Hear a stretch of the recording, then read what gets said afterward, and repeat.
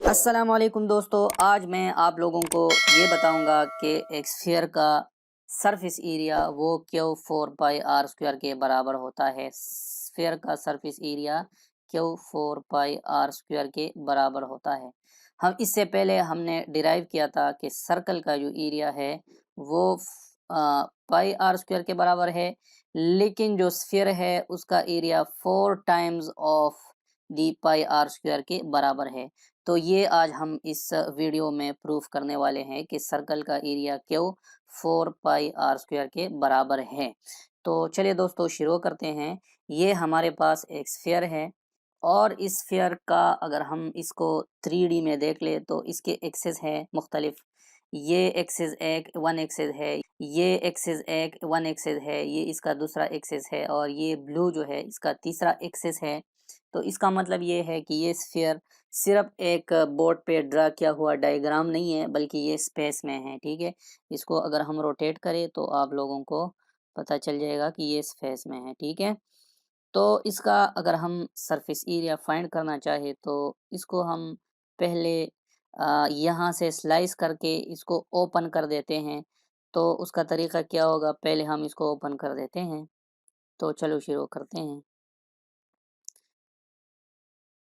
इसको अगर हम इस तरह ओपन करें आहिस्ता आहिस्ता, ठीक है, ऊपर से और यानी दोनों पोल से अगर हम इसको ओपन करके इसके रेडियस को हम नहीं छेड़ रहे हैं। ठीक है, इसका रेडियस जो है वो यहाँ से यहाँ तक है, हमें पता है। मैं आप लोगों को यहाँ पे ड्रा करना चाहता हूँ। ठीक है, इस सर्कल का रेडियस यहाँ सेंटर से लेके, ठीक है, यहाँ तक इसका रेडियस है और यहाँ से यहाँ तक भी इसका रेडियस है। ठीक है, तो इसको हम नहीं छेड़ रहे, इसको हम ओपन करके इस तरह और इस तरह खोल रहे हैं। ठीक है, तो इसको हम नहीं छेड़ रहे हैं, तो ये 2r डिस्टेंस जो है ये एज इट इज़ रहेगा। ठीक है, तो अभी हम इसको खोलना चाह रहे हैं, तो इसको कैसे खोलेंगे अभी मैं बताता हूँ। इसको अगर हम इस तरह खोल दें, ठीक है, तो ये एक सिलेंडर बन जाएगा।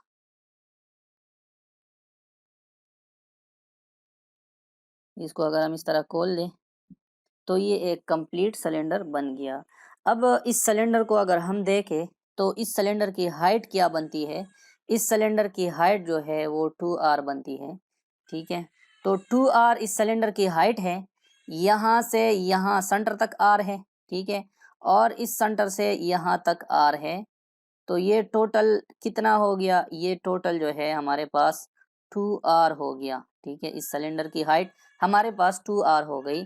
अब हम इसको खोलते हैं मजीद, तो देखते हैं कि इससे क्या आंसर आता है। अब ये हमारे पास एक सिलेंडर है, कंप्लीट सिलेंडर है, जिसकी हाइट जो है वो 2 times of the radius of that sphere था, जो इससे पहले एक स्फीयर था इस शक्ल में। ठीक है, इस स्फीयर का जो, ठीक है, इस स्फीयर का जो रेडियस था वो r था। तो इससे जब हमने ये सिलेंडर बनाया, ठीक है, तो इस सिलेंडर की हाइट जो है अब 2r है, क्योंकि दोनों रेडियस इसमें अभी है। तो अब हम अगर इसको यहाँ से कट लगाएं इसमें और इसको बिल्कुल फ्लैट करें तो ये हमारे पास इस तरह बन जाएगा। ठीक है, उस साइड से इसको अगर काट दें हम और इस तरह एक्सपेंड कर दें तो ये हमारे पास ये बन जाएगा। ठीक है, तो अब हम कह सकते हैं कि स्फीयर का सरफेस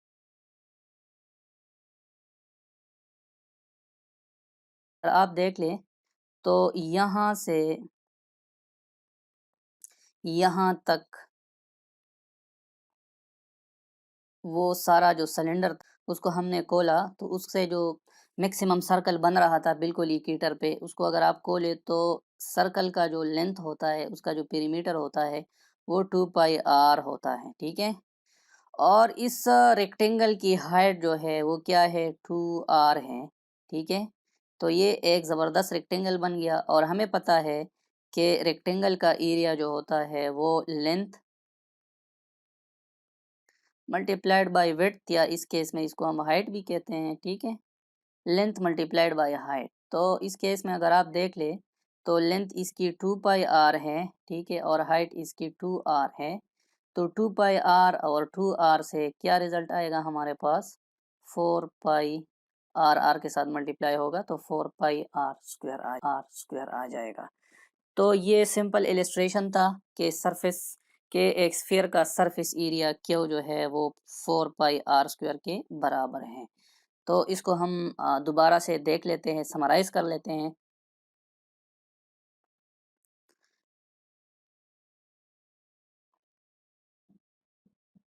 ये हमारे पास एक स्फीयर है, इसकी हाइट जो है वो 2 टाइम्स ऑफ द रेडियस के बराबर है और इसको अगर हम खोल के स्ट्रेच कर दे तो इसकी जो लेंथ बनेगी वो 2 पाई आर, यानी जो सर्कल है दरमियान वाला, इस सर्कल का जो सरकमफेरेंस है उसके बराबर है।